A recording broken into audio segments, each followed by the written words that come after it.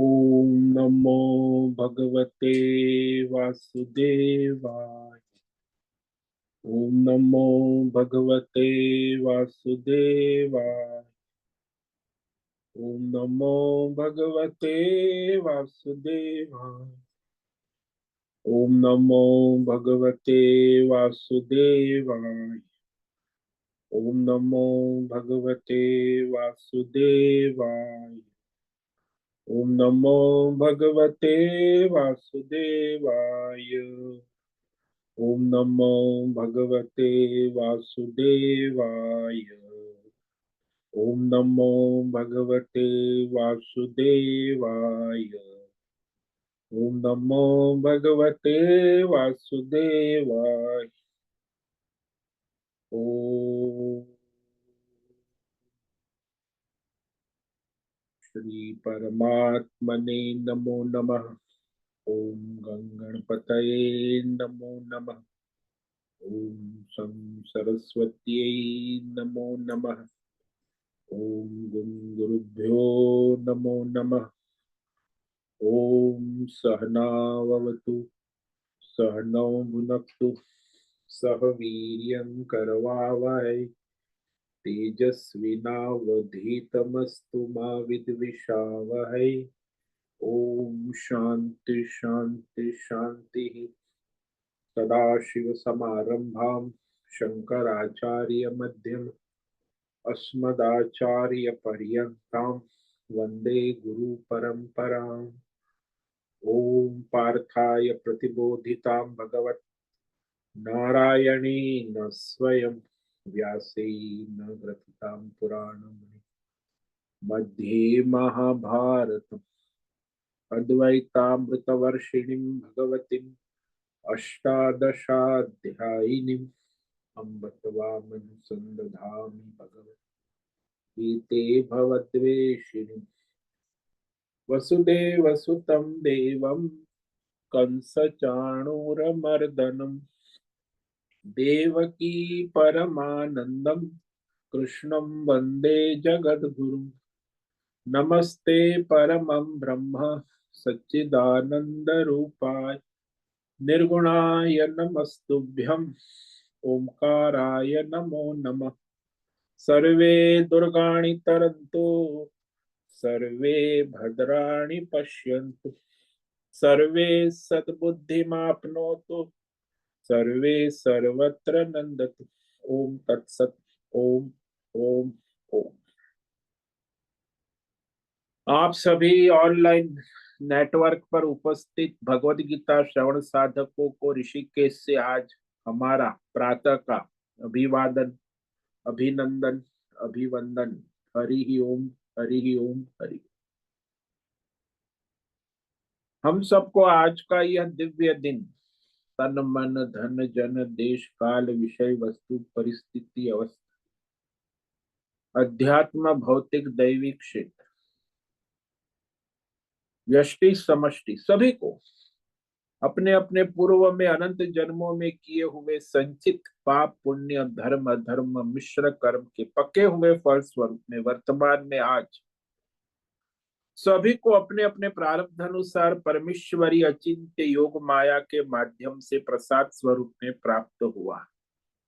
अतः आज का यह दिव्य दिन परमार्थ हेतु निष्काम सेवा यज्ञ देव यज्ञ ऋषि यज्ञ पितृ यज्ञ मानवता भूत प्राणी यज्ञ सात्विक दान शारीरिक वाचिक मानसिक तप निष्काम कर्म योग ध्यान योग भक्ति योग ज्ञान योग साधना स्वाध्याय वेद शास्त्रों का अध्ययन अध्यापन उपासना आराधना के लिए समर्पित करे और करवावे। अत्यंत दुर्लभ मनुष्य जीवन को परमार्थ हेतु सार्थक करे और करवावे। आज विक्रम संवत 2081 माघ मास कृष्ण पक्ष की पंचमी तिथि है। ये रात्रि कल सुबह 4:52 तक है। उसके बाद षष्ठी तिथि लग जाती है। आज है चित्रा नक्षत्र सुबह 7:34 तक है। उसके बाद स्वाति नक्षत्र लग जाता है। आज है सोमवार भोलेनाथ शिव जी की आराधना उपासना का दिन है और यहाँ शिशिर ऋतु चल रहा। रात्रि का न्यूनतम तापमान 10 डिग्री रहा और दिन का अधिकतम तापमान 21 डिग्री। वायु की गति 10-15 किलोमीटर प्रति घंटा चल रही है। ईस्वी सन 2025 17 फरवरी 17 फरवरी 2025 सुबह के 6:45 बज चुके हैं। कलयुग का प्रथम चरण 5125वां वर्ष 7वां वैवस्वत मनवंत श्वेत वराह कल्प और ब्रह्मा जी का 26वां दिन और 51वां वर्ष चल रहा है। तो इस प्रकार यह जो है कलयुग चल रहा है, जिसमें अनंत कोटि ब्रह्मांड परमेश्वरीय योग माया, उसमें ये हमारा एक ब्रह्मांड है।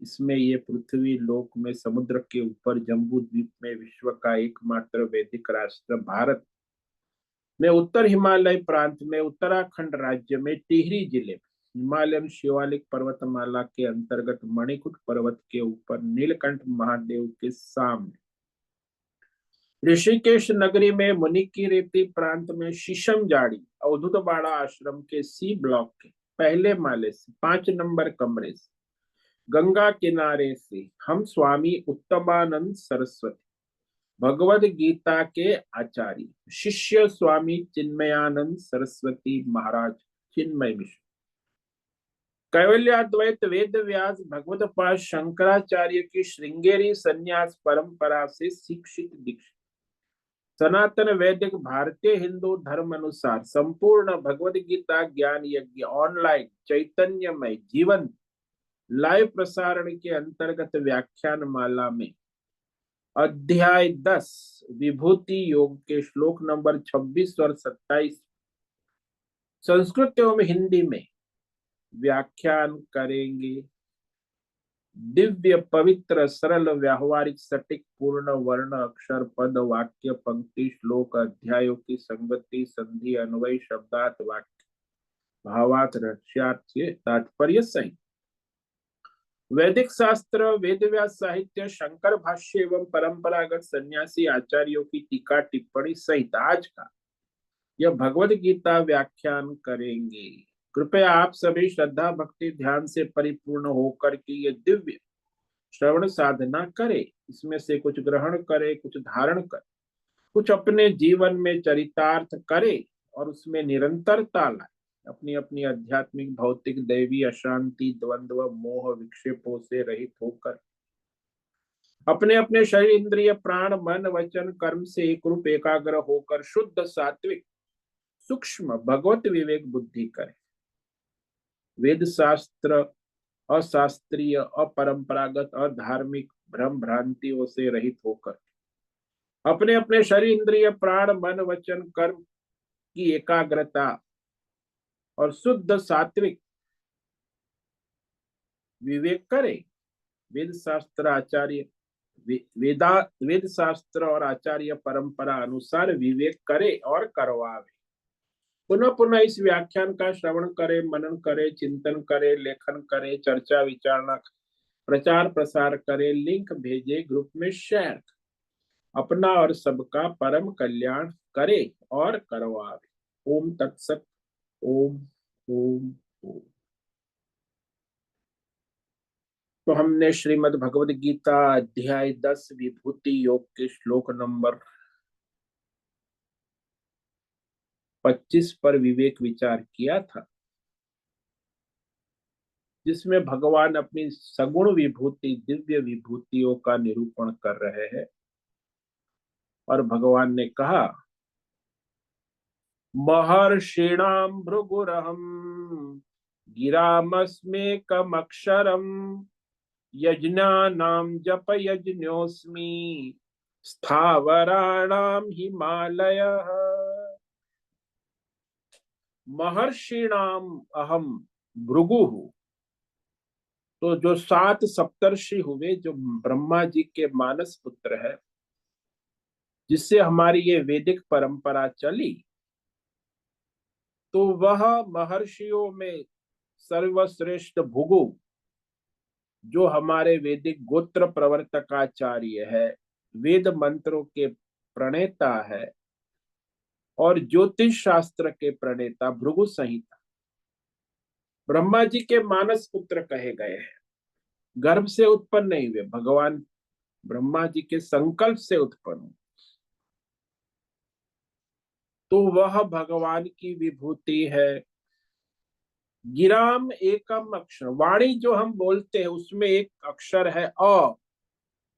बच्चा भी सबसे पहला अ बोलता है, अ। तो ये अक्षर है अ। अ के बिना वाणी प्रकट नहीं हो सकती। और उसमें अकार, उकार और मकार, ओमकार, ये ओमकार ही वाणी है। अ, उ और म। तो वो इस तरह यह एकम अक्षरम ओमकारम अकारम, यह परमात्मा का ही स्वरूप है, विभूति व्यापक, सगुण विभूति। आप ध्यान करो उस पर कि अकार जब आप बोलते हो तो परमात्मा, ओमकार बोलते हो तो परमात्मा, सगुण विभूति। और एक की संख्या भी परमात्मा, केवल एक है ना परमात्मा, तो एक से ही दो तीन चार सारी संख्याएं उत्पन्न होती। तो मूल एक ही अक्षर है। गणित एक से शुरू होता है और एक से समाप्त। जब आप पीएचडी करते हो गणित में, तो एक से ही समाप्त होता है गणित सारा। तो एक से प्रारंभ होता है, एक से समाप्त भी हो जाता है। तो ये सबसे व्यापक, इसको व्यापक कहते हैं। व्यापक क्या होता है? जो प्रारंभ में भी होता है, जो मध्य में भी होता है, अंत में भी होता है, वो व्यापक होता है। सब में व्यापक है। इसीलिए वह भगवान की विभूति सगुण, उपासनीय, अर्चनीय, वंदनीय। सारे यज्ञ है, बहुत सारे हजारों यज्ञ वेदों में कहे गए हैं। उसमें 5 महायज्ञ है, जो देव यज्ञ, पितृ यज्ञ और ऋषि यज्ञ, मानवता का यज्ञ और भूत 5 यज्ञ। ये भी इसमें सब सामग्री चाहिए। कोई भी यज्ञ करोगे उसमें 3 चीज, मंत्र का शुद्ध उच्चारण होना, शुद्ध सामग्री, और पुरोहित भी शुद्ध सात्विक होना चाहिए, और जो यजमान करा रहा है वो भी शुद्ध सात्विक मन वचन कर्म से धर्मात्मा होना, तभी यज्ञ सिद्ध होगा। यदि यजमान अधर्मी है, चोरी का पैसे से यज्ञ करा रहा है, तो यज्ञ फेल हो जाए। तो चारों चीज यज्ञ में आवश्यक है। लेकिन ये सब आवश्यकता होने से यहाँ एक यज्ञ कहा जिसमें जप यज्ञ है। जप यज्ञ में केवल जो जप करने वाला है वो धर्मात्मा होना, मन वचन कर्म से पवित्र होना चाहिए, तब वो जप यज्ञ सार्थक होता है। तो इस तरह जप यज्ञ में कोई हिंसा नहीं है, कोई सामग्री नहीं है, कोई विशेष आवश्यकता। हाँ, एक माला चाहिए। तो जप यज्ञ सबसे श्रेष्ठ भगवान की विभूति है। यज्ञा नाम, जितने भी यज्ञ वैदिक है उसमें सर्वश्रेष्ठ जप यज्ञ। कभी भी कहीं भी कोई भी कर सकता, नहा के भी कर सकता है, बिना नहाए भी कर सकता है, कहीं भी कर सकता है, कभी भी कर सकता है। हाँ, पवित्रता होना आवश्यक है, वो धर्मात्मा सात्विक।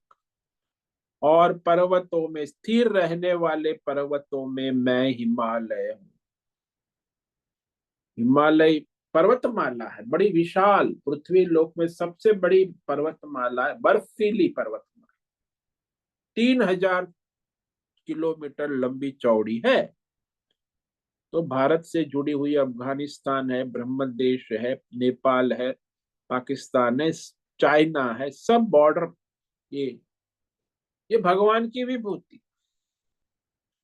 अब भगवान आगे और सगुण विभूति कह रहे हैं श्लोक नंबर 26 में। ये भी पूजनीय अर्चनीय हमारे सनातन धर्म में, इसीलिए इस तरह इस विभूति की सगुण उपासना होती। अश्वत्थ सर्ववृक्षाणाम देवर्षीणां च नारद गंधर्वाणां चित्ररथ सिद्धानां कपिलो मुनिः। सर्ववृक्षाणाम अश्वत्थ, सर्व कह दिया, सारे वृक्ष वनस्पति जितने भी है पृथ्वी लोक, लाखों वनस्पति है, वृक्ष है, अनेक जाति प्रजाति है, उसमें सर्वश्रेष्ठ वृक्ष है पीपल का वृक्ष अश्वत्थ। और ये विशेष है,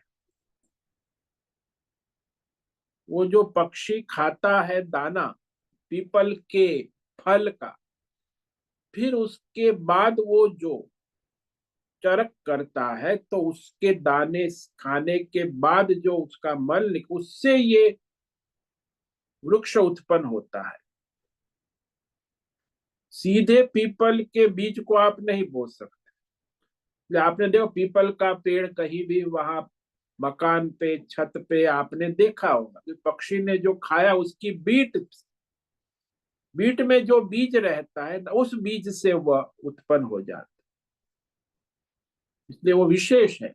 बाकी सारे तो उसके बीज से ही वृक्ष उत्पन्न होते।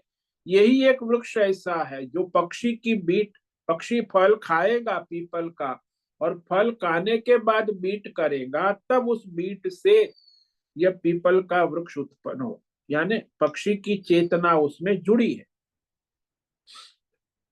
और देवर्षियों में नारद, गंधर्व गाने बजाने वाले जो देवलोक में उनमें चित्ररथ, और सिद्ध ऋषि, सिद्ध एक जाति है, जो लोग सिद्ध है, सिद्धि जिसको प्राप्त होती है, उसमें जन्म से सिद्ध है कपिल मुनि। तो ये भगवान की चार विभूति यहाँ कह रहे हैं। इसमें जो है सबसे पहली विभूति वृक्षाणाम अश्वत्थ, वैसे भगवान की ये 20वीं विभूति है, इस श्लोक की पहली है। तो ये जो विभूति है इसमें स्कंद पुराण में आता है पीपल के बारे में, कि पीपल का जो मूल है वो विष्णु है।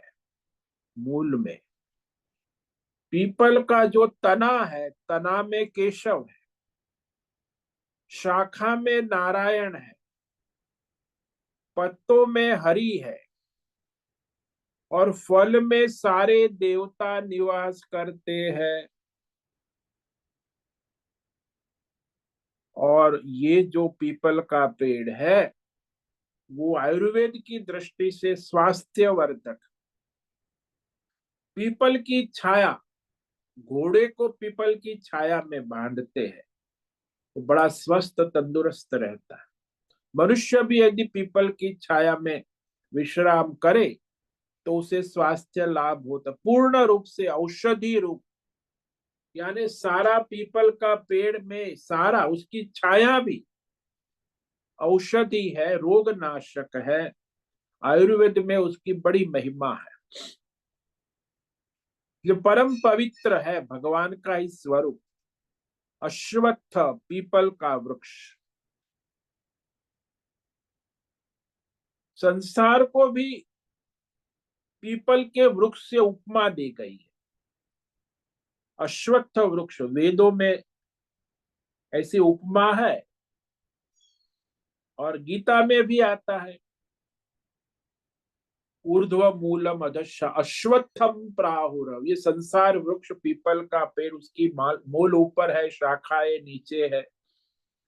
15वें अध्याय में भी भगवान ने अश्वत्थ वृक्ष कहा, संसार वृक्ष की उपमा है। तो इस तरह येषो अश्वत्थ सनातन, ये जो है वृक्ष संसार सनातन, और उसकी लंबी आयु, पीपल का पेड़ उसकी आयु हजारों साल है, सबसे दीर्घ आयु वाला वृक्ष है, और उसके सारी शक्तियां दिव्य है। एक विशेषता ये है पीपल के पेड़ में कि बिल्कुल हवा नहीं चल रही है तो भी उसका पत्ता कुछ ना कुछ हिलता डुलता है। हवा नहीं है फिर भी आप सावधानी से देखोगे। इसीलिए संसार की जो चंचलता है उसको देखने से ये पता चलता है कि पीपल का पेड़, संसार भी पीपल का पेड़ जैसा है, एक क्षण भी स्थिर नहीं रहता, परिवर्तन क्षण क्षण होता है, बदलता रहता। संसार में आप देखो, आपके जीवन में प्रतिदिन आपका जीवन भी बदल रहा है, आपके आसपास संसार भी प्रति क्षण प्रतिदिन बदलता है। यही संसार की उपमा है। और उसमें ये जो रखा गया, श्वो न तिष्ठति इति अश्वत्थ, अश्वत्थ का अर्थ होता है जो एक समान नहीं रहता, पल पल जो बदलता रहता है, परिवर्तनशील होता है, उसी को अश्वत्थ कहते, अश्वत्थ। यानी इसकी अस्थिरता सबके सामने, इसीलिए इसकी अस्थिरता को प्रकट कर देता है। पीपल यानी निरंतर परिवर्तनशील। और हमारे सनातन धर्म में पीपल को पानी देना पितरुओं के लिए आवश्यक, पितृ तर्पण, पितरुओं की कृपा होती है। और दूसरा, पीपल के पेड़ के नीचे दिया बत्ती करते हैं। और ये पीपल की पूजा करती है जो स्त्रियां, सौभाग्यवती स्त्री, तो पति की दीर्घायु के लिए भी पीपल के पेड़ की आराधना हो। तो पति दीर्घायु होता है, जो उसकी पत्नी पीपल की पूजा आराधना करती हो, वट वृक्ष के नीचे वट सावित्री जो व्रत है वो भी होता है। तो इस तरह यह पीपल की श्रेष्ठता हमारे सनातन धर्म में प्रसिद्ध है। इसीलिए वो हमेशा वंदनीय, अर्चनीय। जब भी आप पीपल के पेड़ को देखो, हाथ जोड़ के नमस्कार करो, दंडवत प्रणाम करो, और उसमें भगवत भाव प्रकट करो कि ये भगवान विष्णु स्वयं प्रकट रूप में उपस्थित है, सगुण रूप में। उपासनी, ये उपासना। सगुण पहले करोगे तो बाद में निर्गुण तत्व का बोध होगा, नहीं तो निर्गुण का तत्व हो ही नहीं सकता। इसीलिए सगुण उपासना अनिवार्य है। बिना सगुण उपासना के कोई निर्गुण तत्व का बोध किसी को हो नहीं सकता है। और फिर कहा विभूति, सगुण विभूति में देवर्षि, जो देवर्षि है वो नारद है। देवा नाम ऋषि इति देव, देवों में ऋषि जो, क्योंकि संतों में जो परमात्मा आत्मज्ञान विषय ज्ञान विज्ञान का प्रचार करता है, ऋषि जो होते हैं वो सब प्रकार के ज्ञान का प्रचार, भौतिक ज्ञान, अध्यात्म ज्ञान, दैव, लेकिन जो केवल परमार्थ ज्ञान का ही प्रचार प्रसार करता है उसे देवर्षि। नारद जी कोई भौतिक अध्यात्म दैव ज्ञान का प्रचार प्रसार नहीं कर, केवल परमार्थ ज्ञान। हाँ, उनके पास था सभी प्रकार का ज्ञान, लेकिन वो नारायण नारायण नारायण परमात्मा के ज्ञान प्रचार में लगे रहे। इसीलिए देवर्षि नारद जो सर्वश्रेष्ठ ऋषियों में माना गया है। यहाँ स्वयं वीणा को धारण किए हुए निरंतर तीनों लोक में प्रचार प्रसार करते, केवल भगवान का प्रचार नहीं, भगवान के कार्य को भी करते।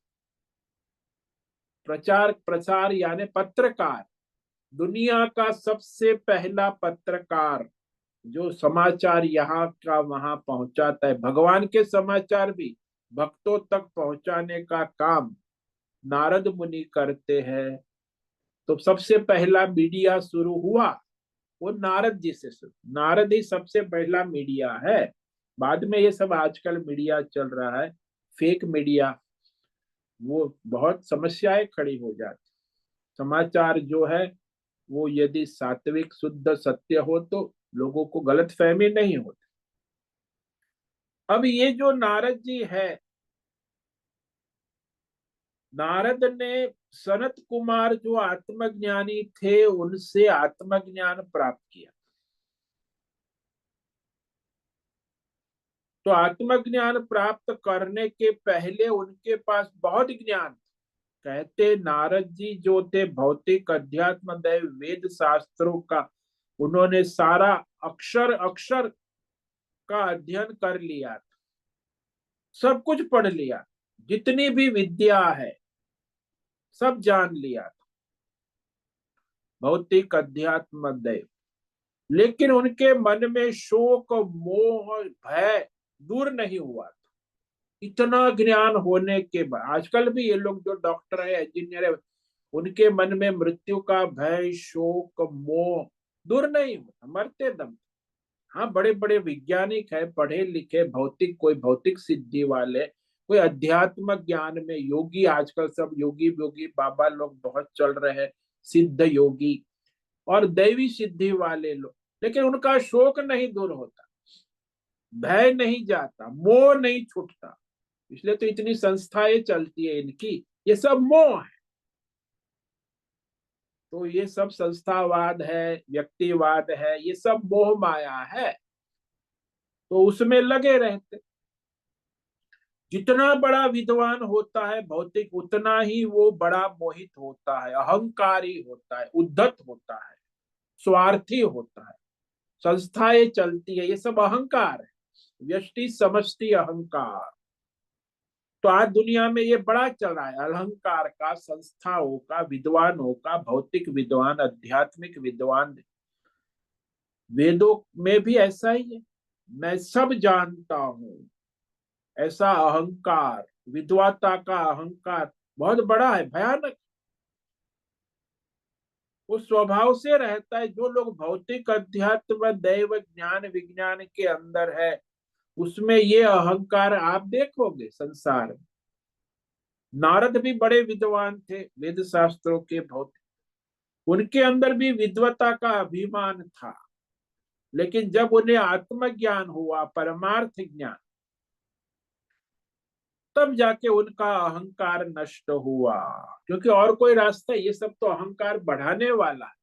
भौतिक ज्ञान अध्यात्म ज्ञान दैवी ज्ञान सिद्धि आदि जो मिलती है उससे मनुष्य अहंकारी, देवता लोग भी अहंकारी हो जाते हैं, ऋषि मुनि संत महापुरुष भी अहंकारी। क्योंकि आत्मज्ञान के बिना ये सारी विद्वत्ता जो है वो अहंकार को बढ़ावा देती है, उद्धतता आती है, किसी को गिनते नहीं है, स्वयं को ही भगवान मान लेते हैं, मेरे जैसा कौन। जैसे रावण, रावण अपनी विद्वता से अहंकार से इतना मोहित भगवान को भी नहीं मानता, तो रावण बन जाते। आजकल तो रावण बहुत, ये सब रावण ही है जो इंटरनेशनल दुनिया भर में जितने भी पढ़े लिखे लोग हैं, कोई भगवान के भक्त मिलना मुश्किल है। तो ये रावण के वंशज, तो उनका अहंकार केवल आत्मज्ञान से ही मिटता है। शोक मोह अहंकार और कोई ज्ञान से नहीं मिटता। और ये जो अभिमान है वो बहुत ही बाधारूप होता है, परमार्थ करने भी नहीं देता। इसलिए जिसके अंदर आत्मज्ञान है, परमार्थ ज्ञान है, वही इस मोह राग अहंकार और अज्ञान से मुक्त हो सकता। पुराणों में अनेक कथाएं मिलती जिसमें स्पष्ट है कि ये अहंकार से कैसे कैसे मनुष्य का नाश होता है। बड़े बड़े विद्वानों की कथा आप सुनो, भागवत में भी आती है, पुराणों में और भी कथाएं कई है। नारद जी की विशेषता है कि वो हमेशा भगवान नारायण की भक्ति ज्ञान में लगे रहे। कहीं ना कहीं नारद का आपको मिलेगा कोई ना कोई सहायता, भक्तों की, भगवान की, और भगवान की लीला को पूरी करने के लिए भी वो भगवान को भी सहायक होते हैं, भक्तों को भी सहायक। इसीलिए नारद जी देवर्षि कहा हो, सगुण विभूति रूप में पूजनीय अर्चनीय वंदनीय है। नारद का नाम लेकर ही समझो, जैसे नारद बोलो तो समझो कि ये भगवान की प्रकट विभूति है, सगुण साकार। और नारद के बाद और ऐसा कोई हुआ नहीं जो देवर्षि हो, सर्वश्रेष्ठ है, विभूति है। और फिर कहा गंधर्वाणाम चित्ररथ।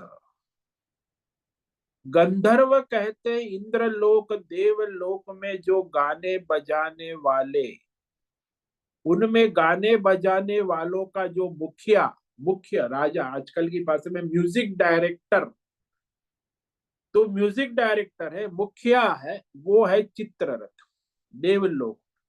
दूसरे भी बहुत सारे डायरेक्टर है, विश्वासु है, तुम्बरु है, हा हा है, हु है। लेकिन इनकी विशेषता है, क्यों विशेषता है? चित्ररथ की मुख्य विशेषता ये है कि वो भगवान शिव के परम भक्त है। शिव की सेवा, पूजा अर्चना रोज दीर्घ काल तक सेवा की। तो उन्होंने एक बार तो उनको पुष्प नहीं मिला था, तो अपने मंत्रों के स्तोत्र के द्वारा भगवान शिव की आराधना की, जो आज प्रचलित है, महिम्न स्तोत्र जिसको कहते हैं। वो चित्ररथ के द्वारा भगवान शिव की आराधना, आज सभी मंदिरों में, आश्रमों में शिव जी के महिम्न स्तोत्र की पाठ किया जाते, वो इनकी रचना है, चित्ररथ।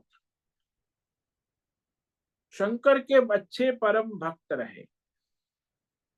गाने बजाने वालों में ज्यादातर ऐसा होता है, वो लोग बहिर्मुख होते हैं। अंतर्मुख भगवत भजन करने वाले, आजकल देखो आप फिल्म स्टार, ये लोग म्यूजिक में गाने बजाने वाले, वो भगवत भजन में नहीं लगते, अंतर्मुख बहुत कम होते, ज्यादातर बहिर्मुख। तो गाना बजाना, नाचना, नृत्य आदि ये सब कलाएं है ना। इस प्रकार की कला से उनको मजा आता है, आनंद वो करते। आप कहते हो कि ये लोग गाने बजाने वाले, नाचने वाले, अरे उनको पैसा मिलता है वो तो सामान्य बात है, उनको स्वयं मजा आता है नाचने का, गाने का। इसीलिए वो गाते हैं, बजाते, बहुत मजा आता है, आनंद आता है। पैसा तो गौण है बाद में, पैसे के लिए उनका कोई मुख्य महत्व नहीं होता, अपना स्वयं मजा आनंद लेने में हमेशा लगे रहे। तो उनको कहीं भी मौका मिले तो गाना बजाना, नाचना करने पहुंच जाते। अभी यहाँ कुंभ मेले में बहुत सारे सारे पूरे देश विदेश के गाने बजाने नाचने वाले पहुंच गए। अब वहां तो कोई किसी को मिलने वाला है नहीं, पैसा वैसा, फिर भी तो वो नाचते हैं स्वयं अपनी खुशी के लिए, आनंद के लिए। लेकिन भगवान के तरफ जो प्रवृत्ति होती है, जो अंतर्मुख है, जिसका मन अंतर्मुख है, उनकी प्रवृत्ति भगवान तरफ होती है। और जिनका मन बहिर्मुख है, वो इंद्रियों के द्वारा बाहर के संसार के विषयों में घूमता रहता। ये चित्ररथ जो है वो गंधर्व होने पर भी नाचना गाना तो जानता था, लेकिन उसमें उसे पूर्णता नहीं लगी, मजा आनंद नहीं आया। उसने कहा भगवान की भक्ति में जो आनंद है, वो इस गाने बजाने नाचने में नहीं, क्योंकि वो अंतर्मुख हुआ था, जो भगवान का भक्त था। इसीलिए इस गंधर्वों में, गाने बजाने वालों में, ये जो चित्ररथ है, वो भगवान की विभूति रूप में पूजनीय, अर्चनीय, वंदनीय है। चित्ररथ श्रेष्ठ गायक है और बहुत ही बढ़िया गायन करता है, बजाने वाला भी है, नाचने वाला भी है। लेकिन वो भगवान का भक्त है, इसीलिए उसको भगवान ने विभूति में गिना। और सिद्धा नाम,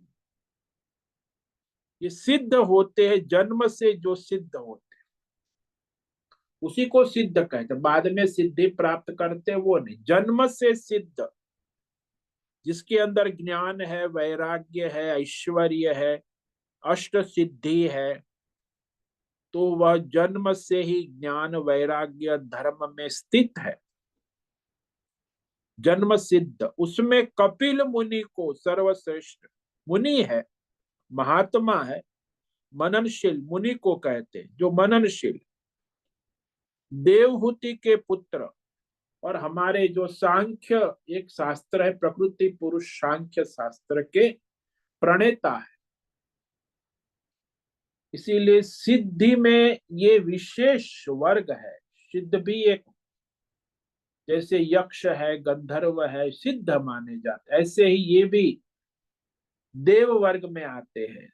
जन्म से ही उनमें सारे सिद्धियां होती, बहुत सारी, धर्म की बहुत सिद्धि होती है, ज्ञान की बहुत सिद्धियां होती है, वैराग्य भी सिद्ध होता है, ऐश्वर्य, तो सारी सिद्धि उनमें जन्म से ही प्रकट हो जाती।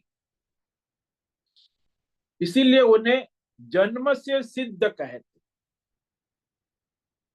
संसार में ऐसी विशिष्ट सिद्धि शक्तियां से संपन्न लोग जो है ना, विशेष शक्ति होती है उनकी, इसीलिए उनको सिद्ध कहते। आज के भाषा में सक्सेसफुल मैन, सक्सेसफुल वुमेन, तो अंग्रेजी में बोलते सक्सेस, सिद्ध हो गया, सक्सेस, सेलिब्रिटी हो गया।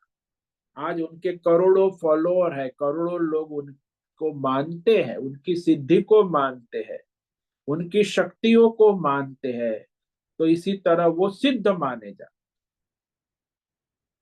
लेकिन वो जो सिद्धि आजकल के ये जो सेलिब्रिटी और उद्योगपति और नेताओं की है, वो तो नश्वर है। जिसके अंदर ज्ञान है, वैराग्य है, धर्म है, तो धर्म, वैराग्य, ज्ञान, ईश्वर को समर्पण, उपासना, ऐसी ऐश्वर्य शक्ति है, वो पूर्ण है। तो भौतिक ज्ञान, भौतिक सिद्धि, आध्यात्मिक सिद्धि, दैवी सिद्धि, ये सारी सिद्धि वाले को सिद्धि कह, लेकिन वो नश्वर है। भौतिक सिद्धि नश्वर है, आध्यात्मिक सिद्धि नाशवंत है, दैवी सिद्धियां नष्ट हो जाती। एक ही परमार्थ सिद्धि है, परमार्थ ज्ञान, जो पूर्ण रूप से जिसमें होता है, जन्म से होता है, तो वो सिद्ध कहा जाता है। लोगों को चमत्कार लगता है, अरे इतना छोटा शंकराचार्य 8 साल के 4 वेदों के ज्ञाता, इतने, तो सिद्ध लगता है कि अरे शंकराचार्य इतने ज्ञान, बालक, छोटा 8 साल का बालक, बड़े बड़े राजा दंडवत प्रणाम कर, क्योंकि वो उसमें सिद्धि, परमार्थ ज्ञान है, वैराग्य है, धर्म है, ये सिद्धि वास्तविक। आजकल तो सिद्धि जिसको भौतिक पैसा है, नाम है, यश है, कीर्ति है, भौतिक, और या सिद्धि कोई दैवी सिद्धि है, वो तो लोग मानते हैं चमत्कार, लेकिन वो केवल चमत्कार समय में नष्ट हो जाता। तो जिस मनुष्य में ऐसी पारमार्थिक सिद्धि देखने में आती है, उसी को वास्तव में सिद्ध कर, सिद्ध हो, फिर वो प्रसिद्ध हो जा। जो सिद्ध होता है उसी से प्रसिद्ध, प्रकर्षेण सिद्ध, प्रसिद्ध हो गया, उसका नाम हो गया, सिद्ध कह गए। कपिल मुनि के अंदर सारे दैवी गुण थे, परमार्थ ज्ञान था और धर्म था, इसीलिए उनकी सर्वश्रेष्ठता सिद्ध हो। हमारे पुराण में एक कपिल जो मुनि है, ये जो देवहूति के पुत्र का भागवत में दूसरे भी एक अवतार रूप में भगवान, तो कपिल मुनि और कपिल अवतार दोनों फर्क है, इसलिए दोनों भगवान की विभूति। मुनि जो है सांख्य शास्त्र के प्रणेता, देवहूति के पुत्र, इसलिए भगवान ने यहाँ कपिल मुनि को अपनी विभूति में कहा है। भगवान ने अपने अवतार, जिन्होंने सगर के पुत्रों का संहार किया था, 60,000, जो गंगा सागर में आज भी कपिल आश्रम है, कपिल अवतार भगवान, वो मुनि नहीं, तो सगर पुत्रों का संहार किया था, तो वह अवतार है भगवान। तो कपिल अवतार और कपिल मुनि दोनों में अलग अलग है।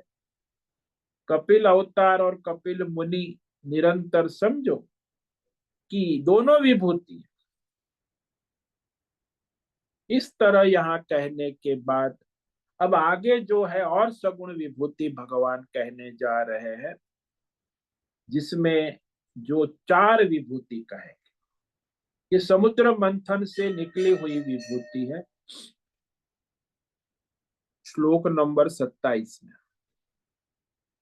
उच्चै श्रवसमश्वाना विद्धि मामृतोद्भवम् ऐरावतम गजेन्द्राणाम नराणाम च नराधिपम। तो दुनिया में हजारों लाखों अश्व है। अश्वानाम बहुवचन है। अश्वों में अमृतोद्भवम समुद्र मंथन के समय उत्पन्न होने वाला उच्च श्रवा घोड़ा, जिसके कान श्रवा यानी कान, कान ऊंचे और उनके 7 मुख है, सप्तमुखी, इंद्र का वाहन। ये भगवान का विभूति है, सगुण विभूति। गजेंद्राणाम ऐरावत, ये भी समुद्र मंथन से उत्पन्न हुआ है। ऐरावत हाथियों में सफेद हाथी, 7 सूंड वाला और बहुत बड़ा, जिसकी सर्व ऊंचाई हाइट सभी हाथियों से बड़ी है, ऐरावत। जो इंद्र का, वो भी इंद्र का ही वाहन था। और नराणाम नराधिपम, मनुष्यों में जो राजा है,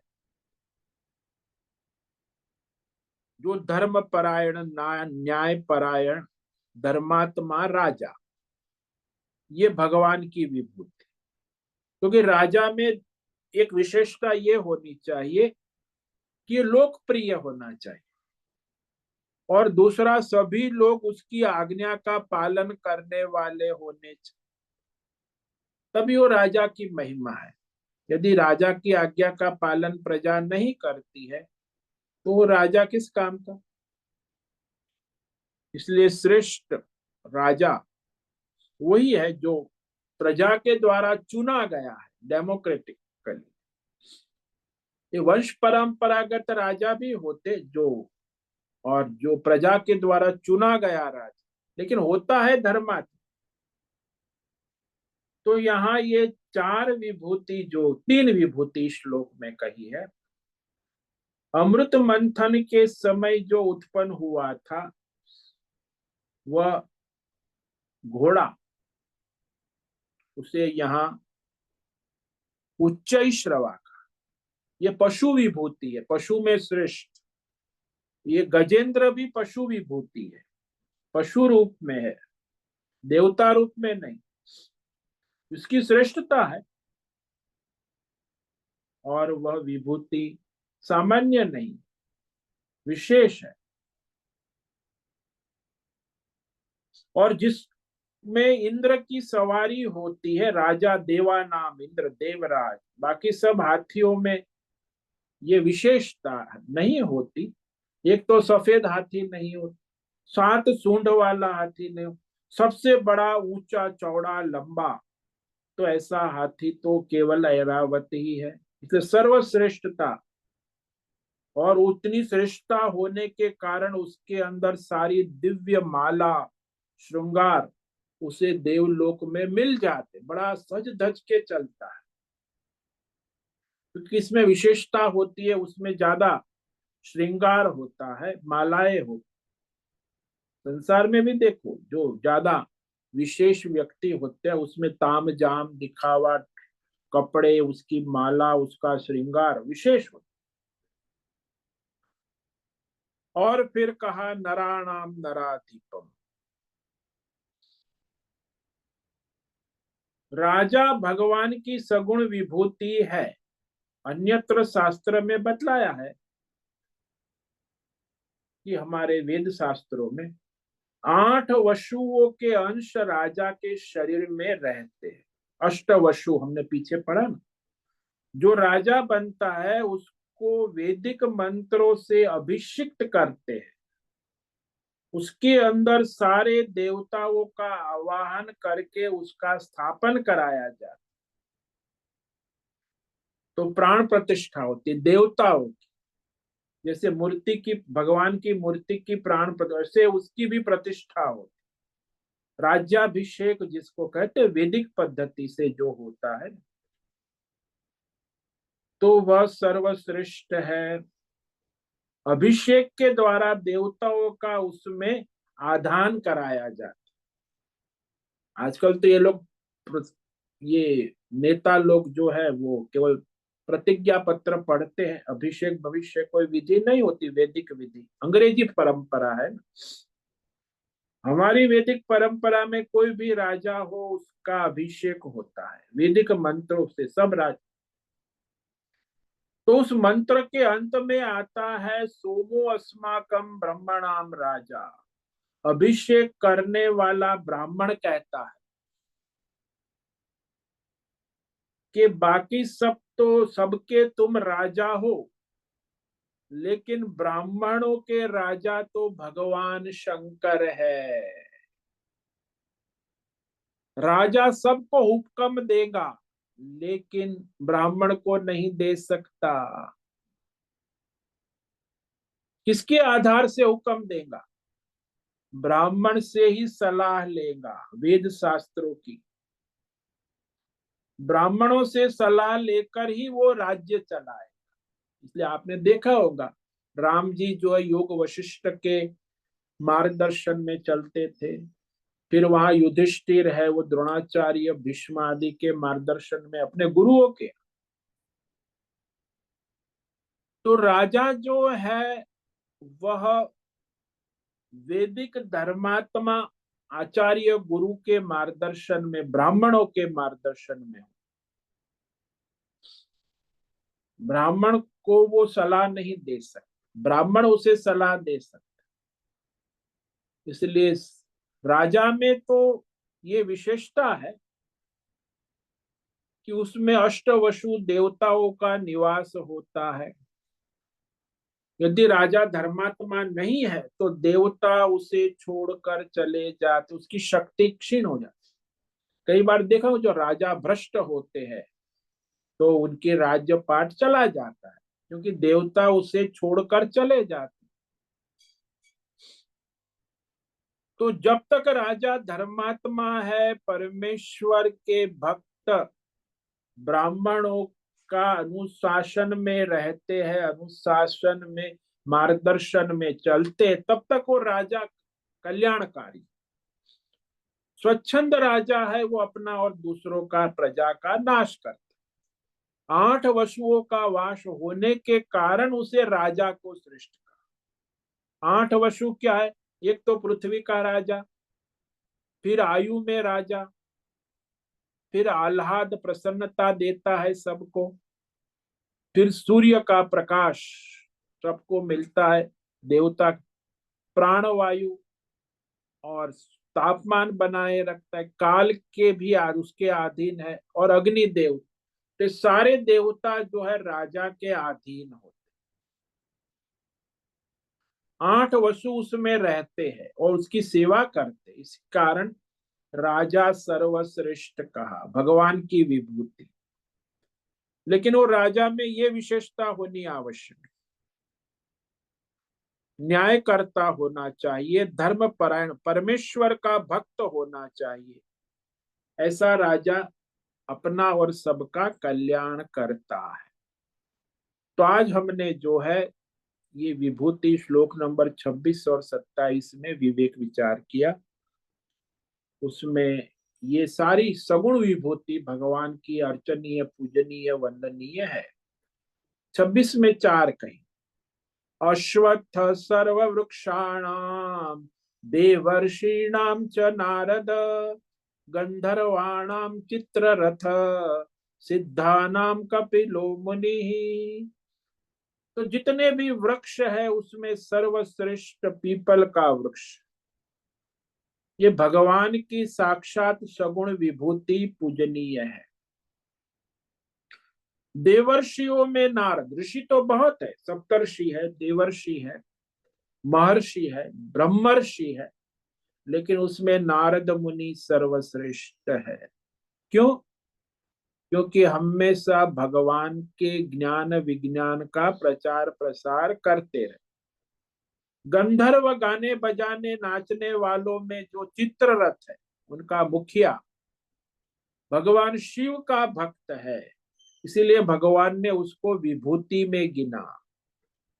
सिद्धों में कपिल मुनि जन्म से सिद्ध है, धर्म ज्ञान वैराग्य ऐश्वर्य सारी सिद्धि, और सांख्य शास्त्र के प्रणेता देवहूति के पुत्र कपिल मुनि मननशील होते। मुनि का मतलब होता है मननशील, और वह सिद्ध भगवान की विभूति में गिने गए। और तीन विभूति भगवान ने कही, उच्च श्रव समश्वानाम विद्धि माम अमृतोद्भवम ऐरावतम गजेन्द्राणाम नराणाम च नराधिपम। तो अश्वों में जो समुद्र मंथन से उत्पन्न हुआ यह घोड़ा, जिसके कान ऊंचे खड़े हैं, जो 7 मुख वाला है, सफेद घोड़ा है, इंद्र का वाहन है, ये भगवान की विभूति। और गजेंद्राणाम ऐरावत, ये भी समुद्र मंथन से उत्पन्न हुआ दिव्य पशु विभूति है, सफेद रंग, 7 सूंड वाला है, और इंद्र का वाहन है, तो सर्वश्रेष्ठ। नराणाम नराधिपति, मनुष्यों में जो राजा है वो भगवान की विभूति। जैसे राजा में युधिष्ठिर है, परीक्षित है, कृष्ण है, राम है। राम भी राजा थे, कृष्ण भी राजा थे, युधिष्ठिर भी राजा। ये सारे धर्मात्मा, धर्मपरायण, न्यायकर्ता, ये भगवान का ही स्वरूप है, भगवान की विभूति है। लोकप्रिय भी है, और प्रजा उनकी आज्ञा का पालन करती। जिनकी आज्ञा का प्रजा पालन करती वो राजा विशेष होता है। तो इस तरह यह परमात्मा की विभूति भगवान कह रहे, जो सगुण है, उपासनीय है, वंदनीय है, अर्चनीय। ओम नमो नारायणाय, ओम नमो नारायणाय, ओम नमो नारायणाय, ओम नमो नारायणाय, ओम नमो नारायणाय। कायेन वाचा मनसेन्द्रियैर्वा बुद्ध्यात्मना वा प्रकृते स्वभावात् करोमि यद्यत् सकलं परस्मै नारायणायेति समर्पयामि। ओम सर्वे भवन्तु सुखिनः, सर्वे सन्तु निरामयाः, सर्वे भद्राणि पश्यन्तु, मा कश्चित् दुःखमाप्नुयात्। अस्तु मा सद्गमय, तमसो मा ज्योतिर्गमय, मृत्योर्मा मृतंगमय। ओम पूर्णमद पूर्णमिदं पूर्णात् पूर्णमुदच्यते पूर्णस्य पूर्णमादाय पूर्णमेवावशिष्यते। ओम शांति शांति शांति। शंकरं शंकराचार्यं केशवं बादरायणं सूत्र भाष्य कृतौ वंदे भगवन्तौ पुनः पुनः। ईश्वरो गुरुरात्मेति मूर्ति भेद विभागी व्योमवद् व्याप्त देहाय दक्षिणामूर्तये नमो नमः। ओम गुं गुरुभ्यो नमो नमः। ओम तत्सत् ब्रह्मार्पणमस्तु। ओम ओम ओम।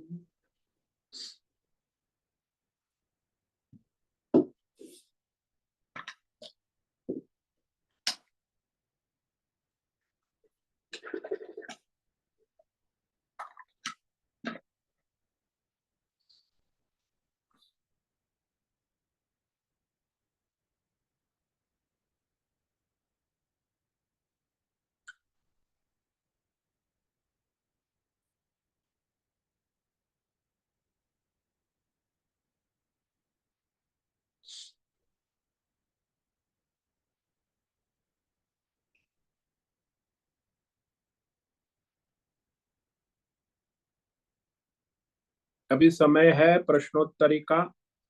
किसी भी साधक को प्रश्न है, प्रश्नोत्तरी कर सकते हैं।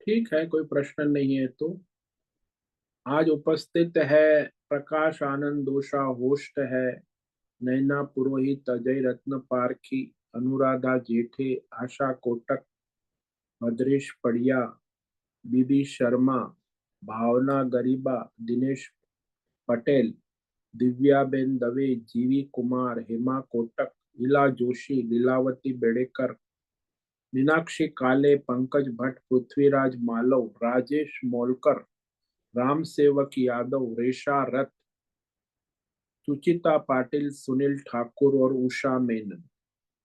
तो आज इतने साधक उपस्थित है। श्रवण करो, मनन करो, इसके बाद देखो सगुण विभूति जब आपके वंदन करो, वर्चन करो, पूजा करो, सगुण साकार विभूतियों का भगवान निरूपण कर रहे हैं, जिसकी उपासना कभी भी कहीं भी कोई भी कर सकता है।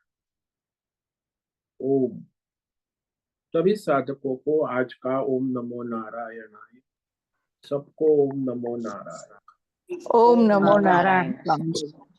ओम नमो नारायण स्वामी जी। सबको ओम नमो नारायण। नारायण स्वामी। सबको ओम नमो नारायणाय। उससे निवेदन है आज का सत्संग पूर्ण करें। ओम नमो नारायण। आज का दिव्य सत्संग हम यही पूर्ण करते हैं। सभी साधकों को ओम नमो नारायणाय। सभी साधकों को ओम नमो नारायणाय।